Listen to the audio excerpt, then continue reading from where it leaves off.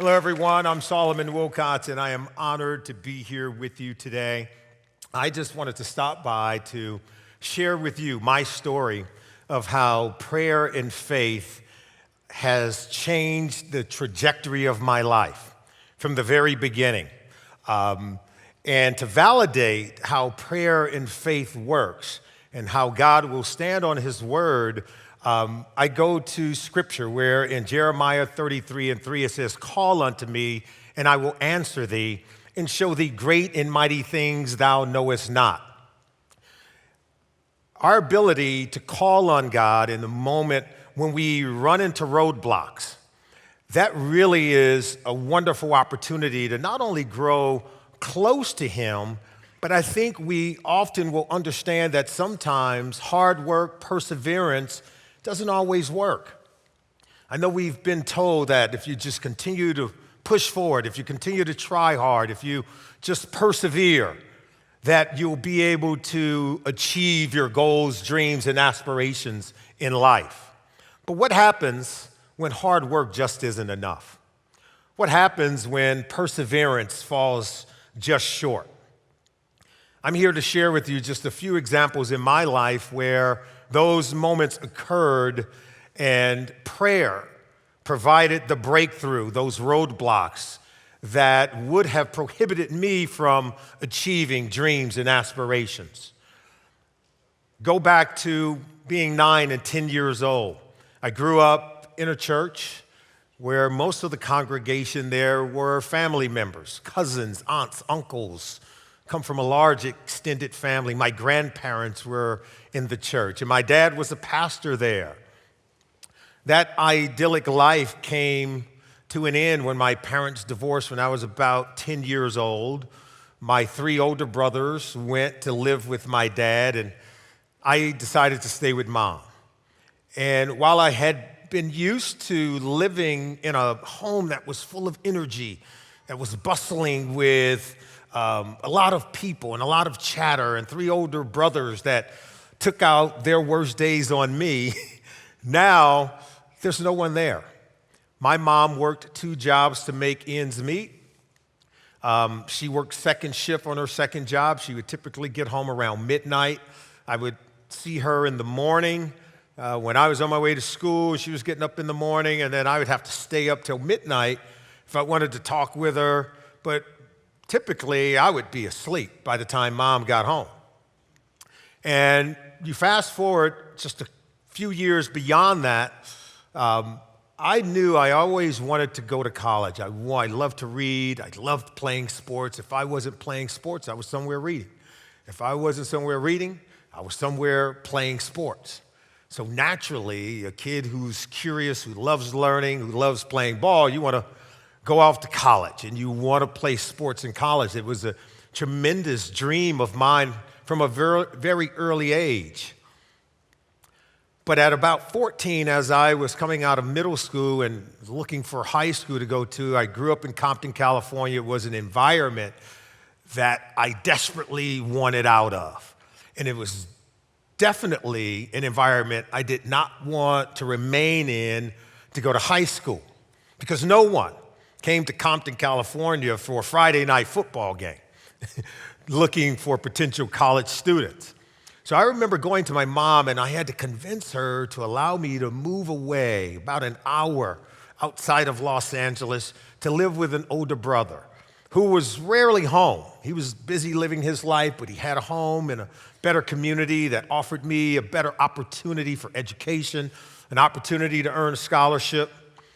And after much chatter, after much talk of convincing my mom, she relented and she allowed me to go live with an older brother. She laid out all the requisite things that I had to do. And if I, of course, would screw up even one of those, she was going to pull me back home. But I acclimated very quickly, made friends with the right friends, adapted academically, I adapted athletically, and I had a wonderful high school football coach who prescribed for me various things that I had to do, and that if I performed at a very high level, that he would work to help me earn a college scholarship. So it was exactly what I wanted to hear. And I remember by the time I was a junior, we were going into our final game of my junior year. And I remember the coach called me and one of the other players into an office, and he says, "Guys, I have some bad news." He said, "We have this final game that we need to win. If we don't win it, we don't get into the playoffs." Now, our school had not been to the California State playoffs in 19 consecutive seasons. This would be 20 years in a row where we would have to sit it out.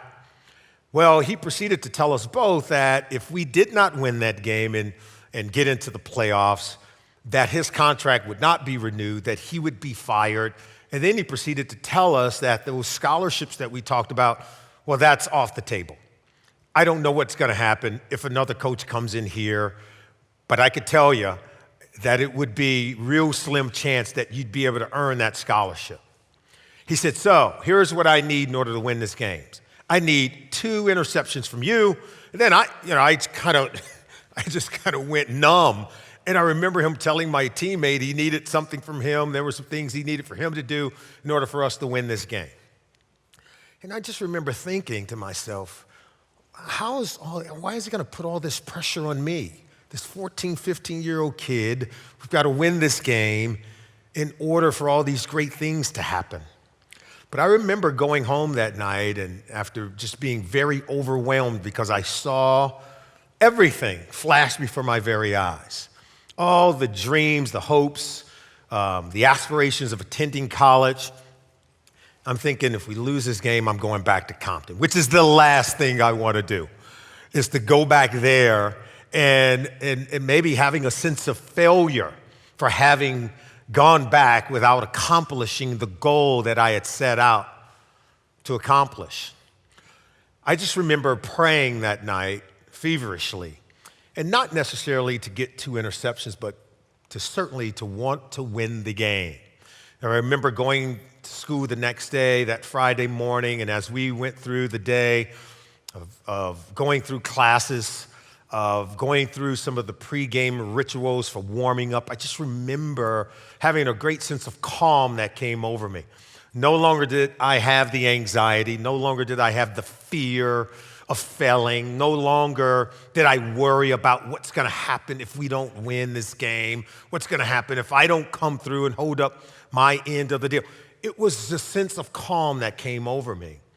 And I remember just having the game of my life. In fact, I didn't even think I was good enough to get 2 interceptions in the game, but I did. Got 2 interceptions, we won the game, and I just remember this sense of adulation that came over me because I could almost reach out and touch the dream that I had out in front of me. I felt it was a major milestone that for all the hard work that I had put into it, that I needed help in this situation. I needed help getting 2 interceptions. I needed help winning the game, not only the help of my other teammates, but I felt I needed divine intervention. I needed that conversation with the Almighty. And through that moment of humility, through that moment of helplessness, I grew closer to Him. And in growing closer to Him, all the sense of anxiety, fear, and doubt subsided. I just remember a couple of weeks later, my coach calling me and a few teammates over to his house, and we were helping his wife, and 2 daughters. They were moving into a better home. He had been awarded with a better contract. And I just remember coming away from that understanding that the prayer that I was seeking, whatever was going to happen on the other end of it, it had to do more than just having something to do with me. There were so many people who were blessed as a result, not only my coach and his family for being blessed to move in a different home. He wasn't released from his job, so he had secure employment. Our student body that year, we became closer. Not only the very next year, we came together, we won 14 straight games, went to the state championship game. The student body population, we had greater unity. We came together as a community. We had 10 players the very next year, including myself, to earn a scholarship to play Division I football. It was something that was beyond whatever work that I did. I think it was a direct correlation of being humble enough to ask God for help in the time of need. As I moved forward and went to college, I had great times. I had some difficult challenges along the way, but I did persevere. And I remember 1987, 32 years ago, I was fortunate enough to be drafted by the Cincinnati Bengals in the 8th round, and I'm coming to Cincinnati. Now, in the NFL, there are only 7 rounds. I was drafted in the 8th round. If there would have been many years later, I wouldn't have been drafted at all. Wouldn't be coming to Cincinnati. I would have been an undrafted free agent. But I was blessed enough to be drafted to come here, and we went to training camp. In those days, you go to training camp with 90 players. Only 45 players are going to make the team. Roughly half the players who report to training camp are going to be sent home. Imagine you're coming out of college and you're going for this dream job of yours, and you're going to work the very first day, and they tell you, all right, you got 6 weeks to prove that you could keep this job because half the people in this room, we're sending them home. That's what it was like for me coming to Cincinnati, being drafted by the Cincinnati Bengals. We went up to training camp in Wilmington, Ohio, on days that were hotter than the one you experience today. 90 players battling every single day. 2 practices a day, meetings at night, take the information from meetings that night to go back onto the practice field the very next day. And if you screw up, back to the end of the line. And it was a battle. It was a war of attrition. You had to perform, and you had to perform at a very high level. I remember 6 weeks later, you don't get the call saying that you made the team. In fact, you get a call saying, bring in your playbook, your time here is ended. If you don't get a call, you sort of creep into the building the day after Labor Day, hoping no one taps you on the shoulder saying, nah, you weren't one of the guys. Apprehensively, you continue to go, you sit in the meeting, then you're looking around. You're in a room with Anthony Munoz, Boomer Esiason, Chris Collinsworth, and then you realize, I think I made it. Now, they don't really want to tell you you made it because I think they want you to feel precarious about the job. You'll play harder. You'll try harder. All I know is that I played in 2 games. That was my rookie year. We play our first game, then we play the second game. We come into the locker room, and the veteran players say, guys, don't come into work tomorrow. We're on strike. It was the year that the NFL players went on strike, and as a rookie, you have no choice. I'm getting calls from the ownership saying, you need to cross the picket line to play with the replacement players in these games. And if you don't, we can't promise you that your job will be here when you come back. I remember going through that period. I was depressed because imagine I had earned this dream job. I had earned it, but now it's gone. That's when I came to understand that the NFL is an acronym, which means not for long. And so I remember feeling helpless, and I just remember praying, and I remember having a conversation with the Almighty and asking God to show me, who am I outside of being a football player? This is the conversation most athletes don't want to ever have because they don't ever want to imagine themselves no longer being the athlete, right?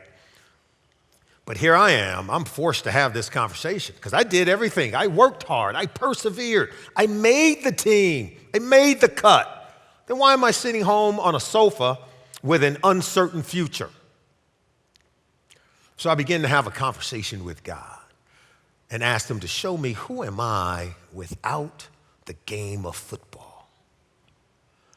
And it wasn't too long after that, I ended up meeting 2 gentlemen who I remain very close friends with today. They had played at the University of Michigan. They never even got an opportunity to play in the NFL. And they were working at a local insurance company here in town. And we became close friends. They were telling me about their jobs, and I was so intrigued. I said, I'm looking for a job. I said, I don't care if I go back and play football. If I could get a job, work every year in the offseason, that'd be great, because I need to figure it out. So I went in, I interviewed, I ended up getting into a management training program where I work in underwriting. I worked as a claims adjuster. I worked in human resources. And every year, even though we were called back after the strike to come back and play, even though I got to play in the Super Bowl the very next year, and I'm having the time of my life playing in the NFL, every single year when the season was over, I went to my real job, a job that I felt that God had led me to, because there is where I grew exponentially and began to learn and grow in ways that I never thought possible. And had I not gone through that transition, then it would have made it more difficult that when my playing days were over, it would have been even more difficult to transition into a real job. And that leads me to this final story of how prayer and faith help crystallize my belief that God still answers prayer. Later in my football career, I remember we were playing a game in Spain. We're playing the San Francisco 49ers. And my wife at the time, we were pregnant, expecting our third child. And so we had some complications. We flew back here, go in for inspection, for treatments. And the doctor pulled us in a room and said, I have some bad news. The umbilical cord is not attached to the esophagus. The stomach is not attached to the esophagus. And the chromosome count seems to be off. This is common in children who are expected to be born with Down syndrome. And I remember crying a lot of tears. I remember them offering us opportunities to abort. And I remember thinking, well, I can't do that. And I just went home and I called my mom. And I could still hear her saying, you know what? I'm going to get all the women at the church and we're going to pray. That baby's going to be okay. Don't you do anything. You just pray with us.